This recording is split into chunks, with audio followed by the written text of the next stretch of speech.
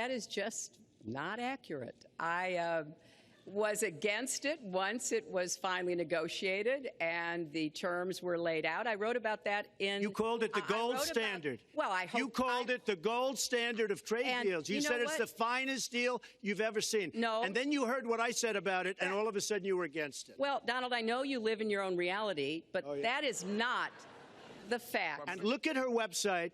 You know what? It's no different than this. She's telling us how to fight ISIS. Just go to her website. She tells you how to fight ISIS on her website. I don't think General Douglas MacArthur would like that too much. The next segment, we're continuing the subject of... Well, at least I have a plan to fight ISIS. No, you're telling the enemy everything you want to do. No, we're not. See, you're telling the enemy everything you want to do. No wonder you've been fighting. No wonder you've been fighting ISIS your entire adult life. Folks, go to the fact checkers. Get to work. I will release my tax returns against my lawyer's wishes when she releases her 33,000 emails that have been deleted. As soon as she releases them, I will release my tax returns, and that's against my lawyers. They say don't do it. I think you've just seen another example of bait and switch here.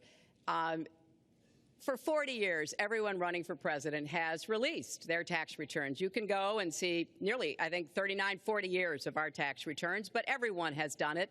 We know the IRS has made clear there is no prohibition on releasing it when you're under audit. So you've got to ask yourself, why won't he release his tax returns? And I think there may be a couple of reasons. First, maybe he's not as rich as he says he is.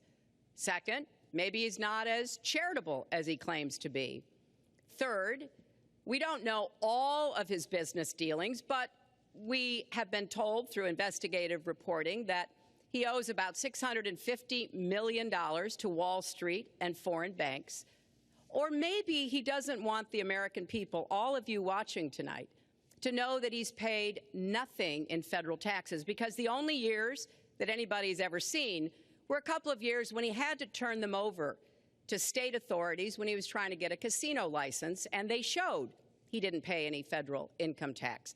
So he has a long record of engaging in racist behavior. And the birther lie was a very hurtful one.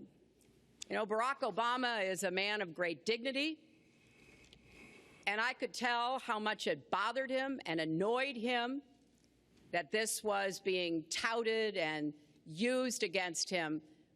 And first of all, I got to watch, in preparing for this, some of your debates against Barack Obama. You treated him with terrible disrespect. And I watched the way you talk now about how lovely everything is and how wonderful you are. It doesn't work that way. You had supported the war in Iraq before the invasion.